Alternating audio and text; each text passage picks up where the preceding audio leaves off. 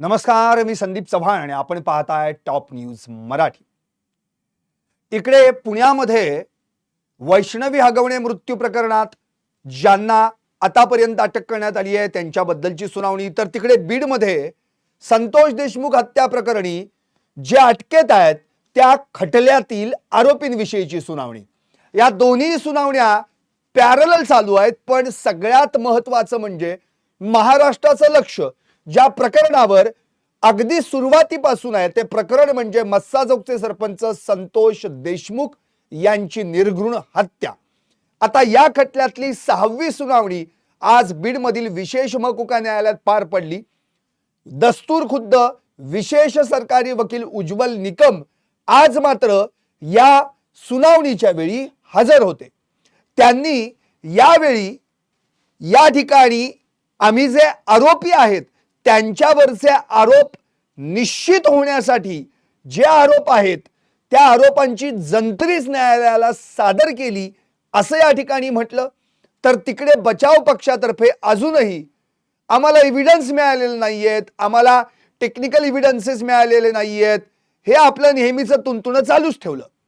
आता उज्ज्वल निकम यांनी याबद्दल स्पष्टपणे म्हटलेलं आहे की मुळातच या संदर्भामध्ये सर्व डिजिटल एव्हिडन्सेस आणि पुरावे आम्ही न्यायालयात सादर केलेले आहेत. 17 तारखेला दोन्ही पक्षांचं म्हणणं ऐकून न्यायालय त्यावर ऑर्डर देईल. दुसरी गोष्ट सगळ्यात महत्त्वाची म्हणजे वाल्मिक कराडनं मला मकोकातून दोषमुक्त करा असा अर्ज केलाय आणि या अर्जावर सुनावणी व्हायला हवी असं बचाव पक्षातर्फे म्हणण्यात आलं. पण सरकार पक्षातर्फे याला हरकत नाही असं म्हटलं गेल्यानं आता पुढील तारखेला कदाचित वाल्मिक कराड याला मकोकातून दोषमुक्त करायचं की कसं, का आरोप निश्चिती करायची यावर सुनावणी होणार आहे. त्यामुळं आज 50 मिनिटं बीडच्या कोर्टामध्ये ही सुनावणी पार पडली आणि आता या खटल्याची पुढची सुनावणी म्हणजे 7वी सुनावणीची तारीख ही 17 जून असणार आहे. म्हणजे 17 जून रोजी या खटल्याची सुनावणी होणार आहे. अर्थात या सगळ्या संदर्भात आजचं लाईव्ह मी तुमच्या समोर सादर करतो ज्याचं नावच आहे मला मकोकातून दोषमुक्त करा. आधी वाल्याच्या अर्जावर युक्तिवाद मग आरोप निश्चिती. आता नेमकं काय घडलं? आज मुळातच उज्ज्वल निकम यांनी सुनावणीनंतर जी प्रसार माध्यमांना माहिती दिली त्यानुसार त्यांचं असं म्हणणं आहे की वाल्मिक कराडची स्थावर आणि जंगम जी मालमत्ता आहे ती जप्त करण्याचा अर्ज आम्ही कोर्टात सादर केला होता. आज त्याला वाल्मिक कराडनं न्यायालयात वकिलामार्फत आपलं उत्तर दिलेलं आहे.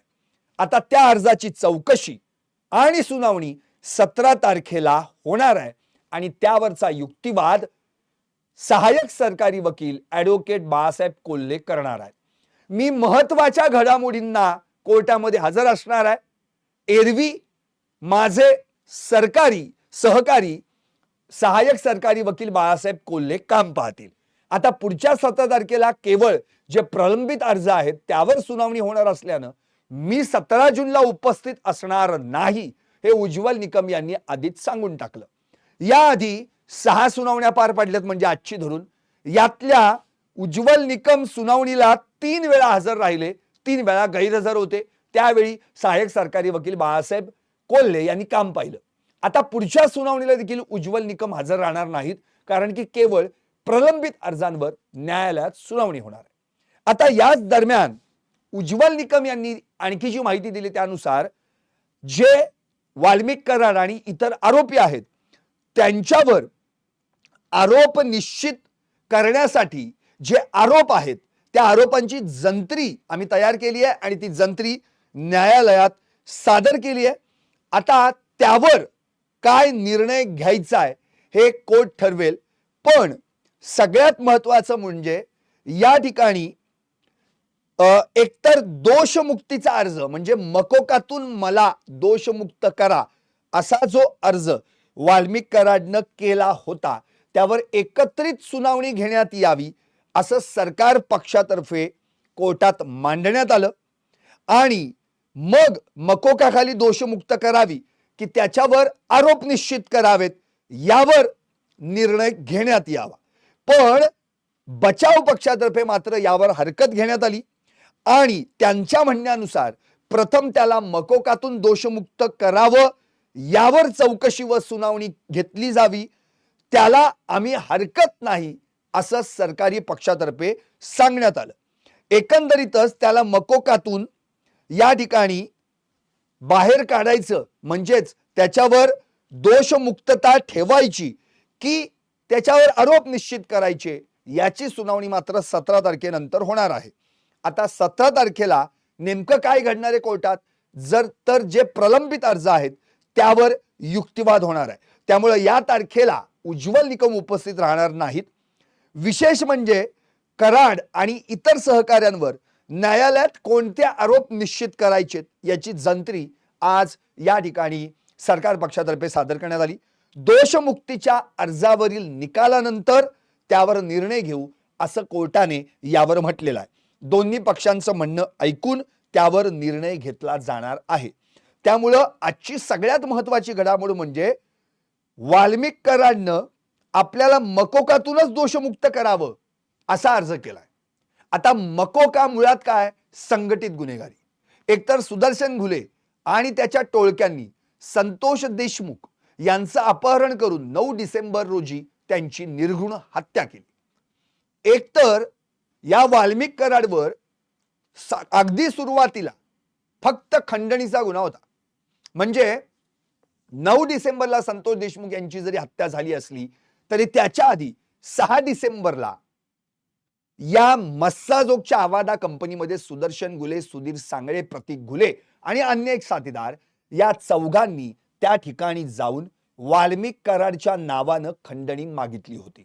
शिवाय संतोष देशमुख यांना जीवे मारण्याची धमकी दिली होती आणि वॉचमन त्याला मारहाण केली होती, शिवीगाळ केली होती. त्यामुळे 6 डिसेंबरला जी घटना घडली त्यामध्ये खंडणी, अॅट्रॉसिटी आणि जीवे मारण्याची धमकी या गुन्ह्यांतर्गत तात्काळ त्या ठिकाणी जे आरोपी आहेत त्यांच्यावर कारवाई व्हायला पाहिजे होती, पण ती झाली नाही. सोडा तक्रार देखील घेतली गेली नाही. त्यामुळं ती तक्रार नोंदवली गेली 9 डिसेंबरला संतोष देशमुखांची हत्या झाल्यानंतर 2 दिवसांनी म्हणजे 11 डिसेंबरला. आणि तेव्हा कुठे वाल्मिक कराडचं खंडणी प्रकरणात पहिल्यांदा नाव आलं. खंडणी 3 जणांविरुद्ध दाखल आहे हा गुन्हा, वाल्मिक कराड, विष्णू चाटे आणि सुदर्शन घुले. आता वाल्मिक कराडवर फक्त खंडणीचा गुन्हा दाखल होता कधीपर्यंत, 11 डिसेंबर पर्यंत. म्हणजे 9 डिसेंबरला संतोष देशमुखांचं अपहरण झालं, हत्या झाली, तरी देखील त्याला हत्येच्या गुन्ह्यामध्ये घेण्यात आलं नव्हतं. मग मात्र तो जो फरार झाला तो डायरेक्ट 31 डिसेंबरलाच पुण्यातील CID मध्ये शरण आला. मग त्याला 14 दिवसांची पोलीस कोठडी देण्यात आली आणि 14 जानेवारीला त्याच्यावर मकोका अंतर्गत कारवाई करून हत्येचा त्या ठिकाणी त्याच्यावर गुन्हा दाखल करण्यात आला. याचा अर्थ तब्बल 36 दिवस वाल्मिक कराडवर हत्येचा गुन्हा नव्हताच, त्याच्यावर फक्त खंडणीचा गुन्हा होता. आता जर मकोका अंतर्गत त्याच्यावर जो गुन्हा दाखल आहे त्याच्यातून तो जो दोषमुक्त झाला तर मकोका म्हणजेच संघटित गुन्हेगारीच्या अंतर्गत जे काही गुन्हे आहेत, जे काही गुन्हे या सगळ्या टोळीमार्फत घडलेले आहेत ते त्याच्यावर लागू होत नाहीयेत. म्हणजे त्याच्यावर मकोका अंतर्गत संघटित गुन्हेगारी म्हणून जे काही गुन्हे आहेत, म्हणजे उदाहरणार्थ प्रतीक घुले किंवा तो सुधीर सांगळे किंवा कृष्णा आंधळे यांनी जे संघटित गुन्हेगारी करून जे उद्योग केलेला आहे त्या अंतर्गत जर प्रत्यक्ष त्या ठिकाणी भले वाल्मिक कराडांनी तो विष्णू चाटे नव्हता, हे बाकीचे सगळे होते, पण जर या मकोका अंतर्गतचे जे गुन्हे आहेत संघटित गुन्हेगारीचे ते फक्त आणि फक्त केवळ यांना लागू होत नाहीत तर त्यांच्या सोबत जे कटात सहभागी आहेत त्यांनाही लागू होतात. म्हणजे तो माणूस तिथे उपस्थित असो वा नसो. आता वाल्मिक कराडला जर मकोकातून दोषमुक्त केलं गेलं तर त्याला संघटित गुन्हेगारीचे जे काही गुन्हे लागलेले आहेत या सगळ्या आरोपींवर ते लागतच नाहीयेत. त्यामुळं या अर्जावरची सुनावणी अत्यंत महत्वाची आणि वाल्मिक कराडनं बरोबर मेख मारलेली आहे की मला मकोकातूनच दोषमुक्त करण्यात यावं. त्यामुळं आणि असा डिस्चार्ज फ्रेमचा अर्ज फक्त त्यांनीच केलेला डिस्चार्ज ऍप्लिकेशन, कारण की याच्या आधी विष्णू चाटेने जे अर्ज केला होता तो त्यांनी मागं घेतलेला आहे काही तांत्रिक कारणास्तव, आणि आपला अर्ज पुन्हा दाखल करण्याचा हक्क अबाधित राखून. पण वाल्मिक कराडचा मात्र अर्ज जैसे थे होता त्यावर आज सुनावणी अपेक्षित होती असं वाल्मिक कराडचे वकील त्या ठिकाणी विकास खाडे यांनी म्हटलं. मोहन यादव देखील या ठिकाणी वाल्मिक कराडच्या बाजूने आज त्यांनी बाजू मांडली. पण या ठिकाणी तशी काही कारवाई किंवा तशी काही सुनावणी आज कोर्टात झाली नाही. आज कोर्टात भले 50 मिनिटं ही सगळी सुनावणी झाली तरी देखील यामध्ये या प्रकरणात आरोप निश्चितीबाबत पुरेसे पुरावे आमच्याकडे असून आता त्या संदर्भात आरोप निश्चिती करून घेण्यात यावी असा अर्ज उज्ज्वल निकम यांनी सादर केला गेला तरी देखील या ठिकाणी आरोपींच्या वकिलांनी मात्र आपला मुद्दा रेटला. तो म्हणजे पहिल्यांदा वाल्मिक कराडच्या मकोकातून दोषमुक्त अर्जावर सुनावणी व्हावी असं म्हटलेलं आहे. आता त्यावर कोर्टानं पुढची तारीख दिलेली आहे आणि त्या तारखेनंतर या वाल्मिक कराडच्या मकोकातून दोषमुक्तचा जो अर्ज आहे त्याच्यावर सुनावणी होणार आहे आणि तेव्हा खरा युक्तिवाद लागणार आहे. याचा अर्थ पुढच्या तारखेला म्हणजे 17 जूनला उज्ज्वल निकम उपस्थित असणार नाहीत, म्हणजेच त्या ठिकाणी वाल्मिक कराडच्या मकोकातून दोषमुक्तचा अर्ज यावर सुनावणी होणार नाहीये. फक्त 17 जूनला जे काही प्रलंबित अर्ज आहेत पेंडिंग ऍप्लिकेशन्स, मग त्यामध्ये विष्णू चाटेचा एक अर्ज आहे जो लातूरहून बीडमध्ये शिफ्ट होण्याचा किंवा वाल्मिक कराडच्या स्थावर जंगम मालमत्तेच्या जप्तीचा, या अर्जांवर सुनावणी होणार आहे. त्यामुळं 17 तारखेनंतरची पुढची तारीख असेल त्या तारखेलाच वाल्मिक कराडच्या एकंदरीत या सगळ्या मकोकातून दोषमुक्त अर्जावरची सुनावणी जेव्हा होईल, उभय पक्षांतर्फे युक्तिवाद होईल आणि त्याचा निर्णय होईल, त्यानंतर आरोपींवर चार्ज फ्रेम होणार आहे, म्हणजे आरोप निश्चिती होणार आहे. त्यामुळं पुढची तारीख केवळ अर्जांवर, प्रलंबित अर्जांवरची सुनावणी आहे. त्याच्या पुढची तारीख येईल त्यामध्ये वाल्मिक कराडच्या दोषमुक्त अर्जावरची सुनावणी आहे, युक्तिवाद आहे, आणि मग त्याच्या पुढच्या तारखेवर कदाचित या ठिकाणी या आरोपींवर चार्ज फ्रेम होण्याची शक्यता आहे. तसं पाहिलं तर जवळपास म्हणजे आता उदाहरणार्थ 3 जून आजची तारीख आहे, आजची 6वी सुनावणी, पुढची 7वी सुनावणी 17 जूनला होणार आहे. म्हणजे प्रलंबित अर्जांसाठी जर एक 15 दिवसांचा आपण जर याच्यात गॅप बघितला तर साधारण कदाचित त्यापुढे 2-3 जुलैला कदाचित दोषमुक्त जो अर्ज केलेला आहे वाल्मिक कराडनं त्याच्यावर सुनावणी होण्याची शक्यता आहे. आणि मग एक 15 दिवसांनी म्हणजे साधारण एक 19-20 जुलैला कदाचित आरोप निश्चितीच्या मुद्द्यावर चर्चा होईल, युक्तिवाद होईल. त्यामुळं या सगळ्या प्रकरणात जर आता आपण पाहिलं तर 12 मार्चला पहिली जी सुनावणी पार पडली ती केच सत्र न्यायालयात पार पडली. त्यानंतर सगळ्या सुनावण्या पुढच्या आजपर्यंतच्या 5ही सुनावण्या या बीड विशेष मकोका न्यायालयात पार पडलेल्या आहेत आणि आता त्याच्या पुढची सुनावणी जी होणार आहे 7वी सुनावणी ती 17 जूनला पार पडणार आहे. त्यामुळे एकंदरीत या सगळ्या प्रकरणाचा विचार केला तर वाल्मिक कराडनं जो मकोका अंतर्गत जे काही गुन्हे त्याच्यावर दाखल झालेले आहेत त्या संदर्भात मला याच्यातून वगळण्यात यावं असं जे काही त्यांनी म्हटलेलं आहे त्या अर्जावर नेमकं काय युक्तिवाद होणार आहेत, तो युक्तिवाद कसा रंगणार आहे हे फार महत्वाचं आहे. कारण संघटित गुन्हेगारीमध्ये प्रत्यक्ष आरोपी जरी त्या ठिकाणी घटनास्थळी हजर नसला पण त्या कटात सहभागी असेल तर त्याला त्या ठिकाणी घटनास्थळी जे काही घडलेलं कृत्य आहे त्याचं कलम लागू होतं. त्यामुळं या ठिकाणी संघटित गुन्हेगारी मधूनच वाल्मिक कराडनं मला बाहेर काढावं असं म्हटलेलं आहे. पण या संघटित गुन्हेगारीच्या कलमांमधूनच जर त्याला बाहेर काढलं गेलं तर मग वाल्मिक कराडवर उरलं काय? फक्त खंडणीचा गुन्हा. कारण की हत्येचा आरोप त्याला मकोका अंतर्गत कारवाईनंतर लागलेला आहे. कारण की हत्या मुळात केली आहे कुणी? सुदर्शन घुले आणि त्याच्या टोळक्यांनी. सुदर्शन घुले, प्रतीक घुले, सुधीर सांगळे, महेश केदार, जयराम चाटे, कृष्णा आंधळे. विष्णू चाटे तर तेव्हा उपस्थित नव्हता, वाल्मिक कराड उपस्थित नव्हता. मग हे दोघं तर प्रत्यक्षात त्या ठिकाणी नव्हतेच. पण संघटित गुन्हेगारी म्हणजे क्रिमिनल कॉन्स्पिरसी कट रचून हा सगळा कृत्याचा भाग, निर्गुण हत्येचा भाग करण्यात आला. त्यामुळे ते दोघे या कटात सहभागी आहेत, म्हणजेच हत्येच्या गुन्ह्यात सहभागी आहेत, म्हणून यांना हत्येचं कलम लावण्यात आलं होतं. आता जर वाल्मिक कराडनं मला मकोकातूनच बाहेर काढा असं म्हटलं, त्याच्यातूनच दोषमुक्त करा असं म्हटलं आणि तसे एव्हिडन्सेस, तसे पुरावे जर बचाव पक्षानं सादर केले आणि कदाचित जर त्याची दोषमुक्ती झाली तर वाल्मिक कराड मकोकातून सुटणार आहे. मग त्याच्यावर उरला फक्त खंडणीचाच गुन्हा. आता या सगळ्या प्रकरणाचा जर विचार केला तर त्याच्यावर मुळातच 6 डिसेंबरला दाखल झालेला खंडणीचा एकमेव गुन्हा दाखल होता आणि 36 दिवसांनी त्याला मकोका लागलाय, म्हणजे 14 जानेवारीला, आणि त्या दिवशी त्याच्यावर हत्येचा गुन्हा दाखल झालेला आहे. त्यावेळी जनरेटा, पब्लिक आउटक्राय याचं प्रचंड प्रेशर होतं. वाल्मिक कराडला मकोकाच्या आत घ्या, वाल्मिक कराडला मकोका अंतर्गत आत घ्या, ही सगळं प्रेशर होतं. आता त्यावेळी कदाचित त्याच्यावर मकोका अंतर्गत कारवाई करण्यात आली, पण आता याच्यानंतर बचाव पक्षानं जी काय आपली फिल्डिंग लावलेली आहे वाल्मिक कराडला कोणत्याही परिस्थितीत याच्यातून बाहेर काढायचं, तर तो हा पहिला मुद्दा आहे. म्हणजे आरोप निश्चित होण्यापूर्वी, म्हणजे चार्ज फ्रेम होण्यापूर्वी त्याला मकोकातून बाहेर काढायचा आणि मग आरोप निश्चिती करायची. मग आरोप निश्चिती करण्यासाठी उरलं काय? फक्त खंडणीचा गुन्हा, ओन्ली एक्स्टॉर्शन. म्हणजे वाल्मिक कराडनं 29 मेला जी फोनवरून विष्णू चाटेच्या मोबाईलवरून फोन करून जी काही खंडणी मागितली होती अवादा कंपनीच्या त्या अधिकाऱ्यांना, सुनील केमू शिंदे, या संदर्भातला तेवढाच एव्हिडन्स शिल्लक राहतो. दुसरी गोष्ट, ज्या मोबाईलवरनं वाल्मिक कराडनं जी खंडणी मागितली होती तो मोबाईलच विष्णू चाटेंनी गायब केलेला आहे. तो कुठं फरार होता नाशिकच्या तिकडे इकडे तिकडे, त्याच वेळी त्यांनी तो मोबाईल हरवला असं तो म्हणालेला आहे. त्याच्यावर एक्स्ट्रा कलम वाढलं होतं, 223 लावलं होतं भारतीय न्याय संहिता कलमानुसार. त्यामुळं त्याच्यावरचे एव्हिडन्सेस जे आहेत ते एव्हिडन्सेस केवळ अशाच पद्धतीचे आहेत.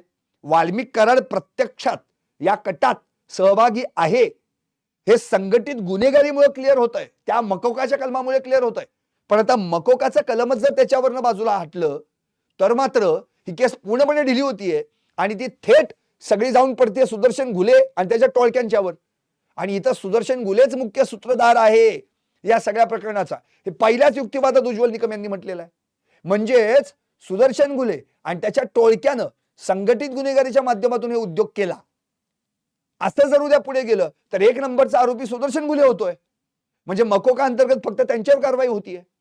विष्णू चाटे हा देखील प्रत्यक्ष त्या ठिकाणी नव्हता. उद्या जर वाल्मिक कराडला दोषमुक्त करण्यात आलं मकोकातून तर मग विष्णू चाटे देखील आपलं ऍप्लिकेशन करू शकेल. मग मी नव्हतो त्यावेळी, वाल्मिक कराडला जसं तुम्ही दोषमुक्त केलं तसं माझा देखील काही संबंध नाहीये, मी प्रत्यक्षात नव्हतोच म्हणून.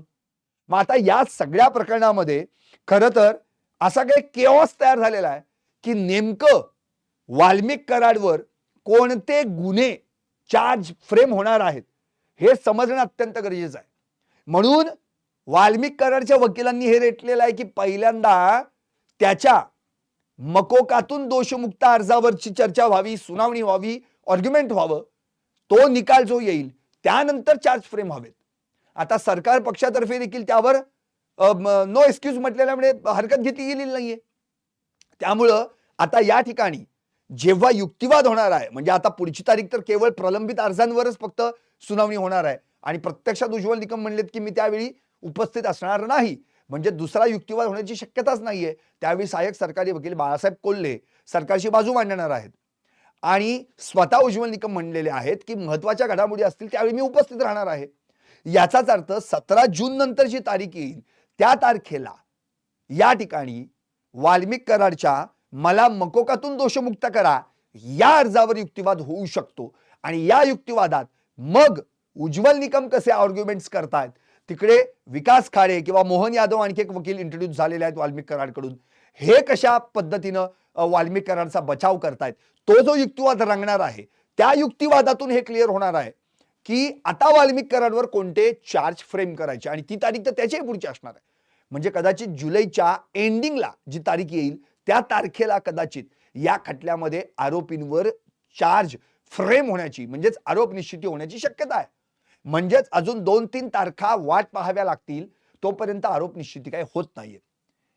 आज या सगळ्या प्रकरणात जर आपण पाहिलं तर वाल्मिक कराडचा स्थावर जंगम मालमत्तेचा जो पेंडिंगचा अर्ज आहे जप्तीचा, त्या अर्जावर केवळ वाल्मिक कराडकडून उत्तर देण्यात आलेलं आहे, त्याच्यावर देखील काही सुनावणी झालेली नाहीये. शिवाय तो विष्णू चाटेचा एक अर्ज पेंडिंगच आहे की मला लातूरमधून बीडच्या कारागृहात हलवावं म्हणून, अर्थात तो त्यांनी अर्ज त्या ठिकाणी कारागृह टू कारागृह म्हणजे जेल टू जेल केलेला आहे. त्यामुळे आता त्यामध्ये जेलचे जे काही अधीक्षक असतील जेलर असतील तिथले अधिकारी, पोलीस अधिकारी त्यांच्या वतीनं तो निर्णय घेण्यात येईल किंवा कोर्टाच्या वतीने निर्णय घेण्यात येईल. पण तो अर्ज शिवाय वाल्मिक कराडचा स्थावर जंगम मालमत्तेच्या जप्तीचा अर्ज आणि वाल्मिक कराडचा मकोकातून मला दोषमुक्त करण्याचा अर्ज, हे जे अर्ज आहेत ते पेंडिंग आहेत. आता दोषमुक्तीचा अर्ज सोडल्यास उरलेले जे 2 अर्ज आहेत कदाचित त्या अर्जांवर 17 जूनला सुनावणी होण्याची शक्यता आहे. आता त्यानंतर जो काही सामना रंगणार आहे तो विकास खाडे व्हर्सेस उज्ज्वल निकम. आणि समजायचं की ज्यावेळी उज्ज्वल निकम कोर्टात हजर आहेत त्यावेळी 100% वाल्मिक कराडच्या मकोकातून दोषमुक्त अर्जावर सुनावणी होणार. कारण की कोर्टानं स्पष्टपणे म्हटलेलं आहे की आधी दोषमुक्त अर्जावर सुनावणी होईल आणि मग त्यानंतर या दोषमुक्त अर्जाच्या निकालानंतर मग आरोपींवर कोणते आरोप फ्रेम करायचे, चार्ज फ्रेम करायचे हे पाहूयात. याचाच अर्थ पहिल्यांदा वाल्मिक कराडवर जो काही दोषमुक्ततेचा अर्ज आता त्याच्या वतीनं विकास खाडेंनी सादर केलेला त्याच्या वकिलांनी, त्यात नेमकं काय घडणार आहे?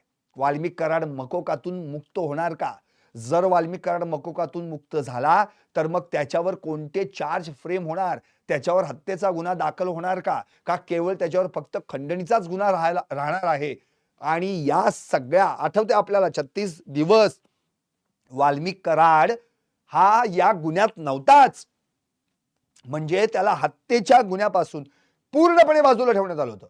पण जेव्हा पब्लिक रेटा, जनरेटा, जनआक्रोश वाढला, धनंजय देशमुखांनी टाकीवर चढून, पाण्याच्या टाकीवर चढून आंदोलन केलं की वाल्मिक कराडला मकोका अंतर्गत कारवाई खाली त्याच्यावर कारवाई व्हायला पाहिजे.